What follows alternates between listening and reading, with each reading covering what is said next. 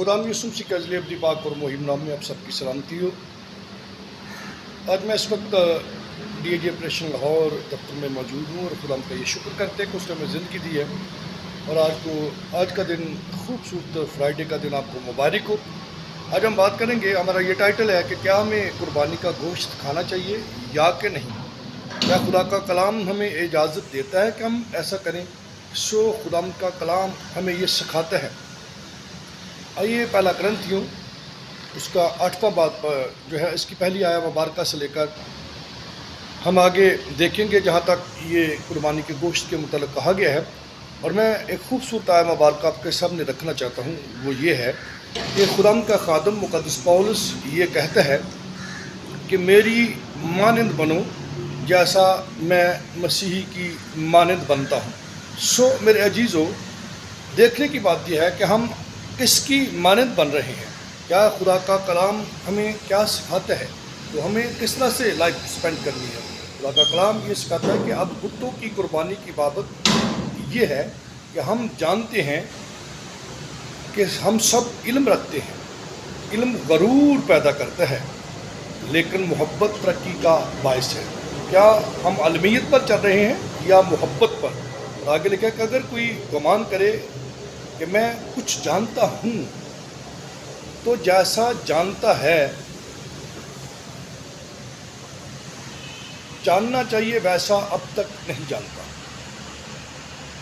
लेकिन जो कोई खुदा से मोहब्बत रखता है उसको खुदा क्या करता है जी? पहचानता है। पहले हमें मैसेज क्या मिला था? हमें इल्म में नहीं, इल्म की शरीयत पर नहीं, अलमियत पर नहीं, बल्कि मोहब्बत पर चलना है। तो ये है कि खुदा का कलाम हमें सिखाता है कि लेकिन जो कोई खुदा से मोहब्बत रखता है तो इस बात का ख्याल रखे कि जो खुदा से मोहब्बत रखता है खुदा उसको क्या करता है जी? पहचानता है। और आगे लिखा है, पस बुतों की कुर्बानी का गोश्त खाने की निस्बत हम जानते हैं कि बुत दुनिया में कोई चीज़ नहीं है और सिवा एक के और कोई खुदा भी नहीं है। हालेलुया! ये खूबसूरत बात है। खुदा का कलाम हमें सिखाता है कि खुदा वाहिद बारहा क्या, और वो एक खुदा है, उसके अलावा कोई खुदा नहीं है। और ये खुदा का कलाम में सिखाता है कि बुत कोई चीज़ नहीं है और एक ही खुदा। अगरचे आसमान और ज़मीन में बहुत से खुदा कहलाते हैं, जैसे फ़िरौन और दूसरे लोग जो अपनी ज़ात और अपनी अना के मुताबिक ज़िंदगी गुजारते हैं, वो ख़ुद को खुदा ही समझते हैं। लेकिन हमारा खुदा और खुदावंद एक ही है, यानी खुदा यीशु मसीह। लेकिन हमारे नज़दीक तो एक ही खुदा है, यानी बाप, जिसकी तरफ से सब चीज़ें हैं और हम उसी के लिए हैं। और एक ही खुदावंद है, यानी यीशु मसीह, जिसके वसीला से सब चीज़ें मौजूद हुई और हम भी उसी के वसीला से हैं। किसके वसीला हैं से हैं जी? हम भी यीशु मसीह नासरी के वसीला से ही हैं। और आगे लिखा है कि लेकिन सबको ये इल्म नहीं, बल्कि बाज़ को अब तक बुत परस्ती की आदत है।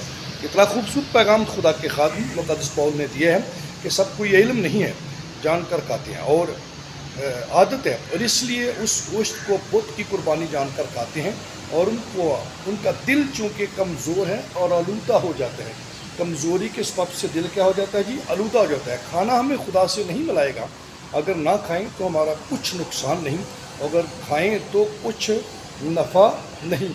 अब नफ़ा भी नहीं है तो नुकसान भी नहीं है ईमान की सूरत में। लेकिन होशियार रहो, ऐसा ना हो कि तुम्हारी ये आज़ादी कमज़ोरों के लिए ठोकर का बायस बने।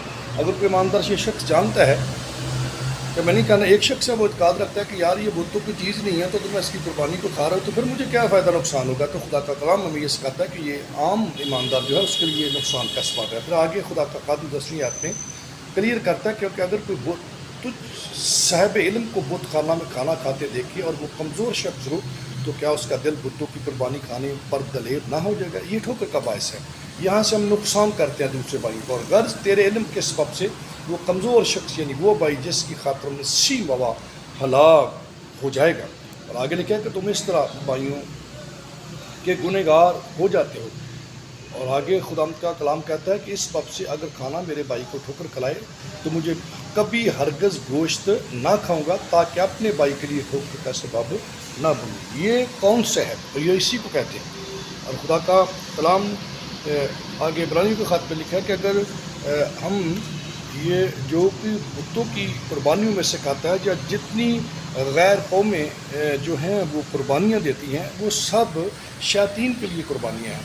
और खुदा का कलाम हमें सिखाता है कि क्या ایک شخص جو ہے وہ خدا اور انسان جو ہے وہ شیطان کے پیالے دونوں میں شریک ہو سکتا ہے، کیونکہ لکھا ہے کہ جو کوئی اس کی قربانی میں، اس کے عہد میں اس میں سے کھاتا ہے وہ اس کے عہد میں شریک ہوتا ہے۔ تو میرے عزیزو، ہم مسیح کے عہد میں ہیں، ابراہم، اسحاق و یعقوب کی نسل میں اس مسیح یسوع کے وسیلہ سے شامل کیے گئے ہیں۔ اس لیے ہمیں اس چیز سے اوائڈ کرنا چاہیے، اور یہ بات خدا کے کلام کے مطابق بالکل عین الحق ہے کہ جو کوئی قربانی کا گوشت کرتا ہے وہ کتوں کی قربانی میں اور شیاطین کے سارے معاملات میں اور اس کی سیلیبریشن میں، اس کے عید میں، اس کے عہد میں شریک ہوتا ہے۔ سو ہمیں اس بات کا احتیاط کرنی چاہیے، خیال رکھنا چاہیے کہ کبھی بھی بتوں کی قربانی میں شریک ہو کر کے، غیر قوموں کی قربانی میں شریک ہو کر کے خدا ان کے نام کو جلال دینے سے قاصر نہیں رہنا چاہیے۔ اس بات کو یاد رکھیے۔